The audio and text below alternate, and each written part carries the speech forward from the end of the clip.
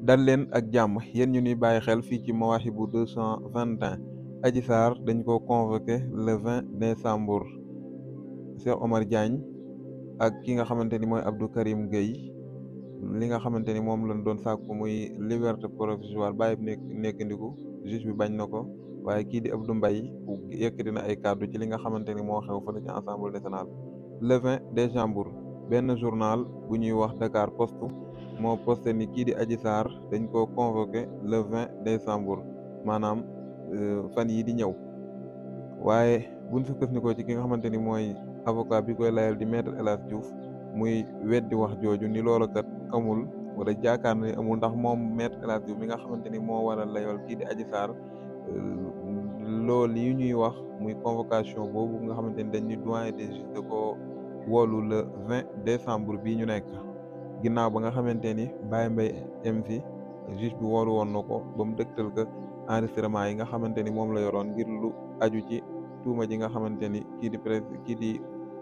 Adji Sarr da koo teg ci kaw Ousmane Sonko. Ginnaaw ba Baye Mbaye dëgtalee kii di juge bi di juge Mahmoud Diallo audio yooyee, site bi di Dakar wala journal bi di Dakar Post dal di xëy dal di bind ni kii di Adji Sarr juge bi da ko woolu ci le 20 ci weer bi décembre bi ñu nekk, waaye Maître El Hadji Diouf nekk weddi wax jooje bu baax a baax ni loolee kat mook nit ñi ñoo ko yëkkandoo, maanaam ci internet bi rek la ko gisee. ba fii muy wax ak yéen nii mu ni moom Maître El Hadji Diouf amul benn convocation boo xamante ni kat jot na ko muy firndeel ni Adji Sarr siis bi da ko convoqué le 20 décembre. waaye kii di Abdou Mbaye moom itam yëkkati ay kàddu ci lu jëm ci coow li nga xamante ni amoon na Assemblée nationale bërki démb bi nga xamante ni ñii di député opposition bi wala député Yewwi Askan bi dañoo amoon yéene ngir daaneel lii di gouvernement Amadou Ba amoon ay juyoo yu am ci seen diggante muy ñi féete ci Yewwi Askan bi ak ñi féete ci wàllu Sénégal. moom kii di Abdou Mbaye nag mu yëkkati ay kàddu di xamle ni loolee kat nekk na loo xamante ni ñii di opposition bi war nañoo fexe ba teg ko ci suuf teel a déggoo ci ay kàddu, ndax kat nee na gis na ni moom Abdou Mbaye opposition bi boo xamante ne ak juyoo am na ci seen biir rek loola ñoom ñëpp ñoo ciy perdre, kenn rek moo ciy gagné muy président Macky Sall. muy xamle bu baax moom Abdou Mbaye ni nga xamante ni lañ defoon ñoom muy wër ndomb kii di Macky Sall ci élection législative yi passé, fexe ba gagné ko fu bëree bëri ba nga xamante ne xañ noon Macky Sall lii di majorité fële ci Assemblée nationale. mu ni yoon boobee ñu jaar kat nan fexe ba buñ ko wàcc, nan gën a continuer yoon boobee ngir buñ bëggee am ndam ci kaw kii di président Macky Sall. moom Abdou Mbaye mu ngi xam ne loolu ci ay page am.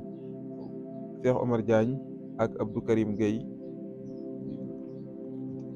liberté provisoire bi nga xamante ni seeni avocat sàkk woon nañ ko juge bi bañal na leen ko, maanaam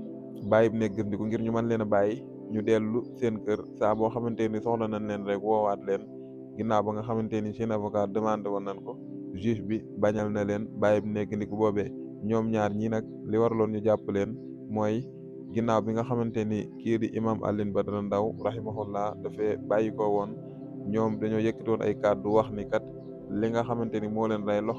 moo rey kii di imam Ndao loxo état bi setu ci. loolee moo waraloon ñu jàppoon leen ñoom ñaar dal di leen di tëj ci kaso bi ngir di leen toppe division de fausse nouvelle, maanaam joxe ay information yoo xamante ni wala division de fausse information boog ngeen jégal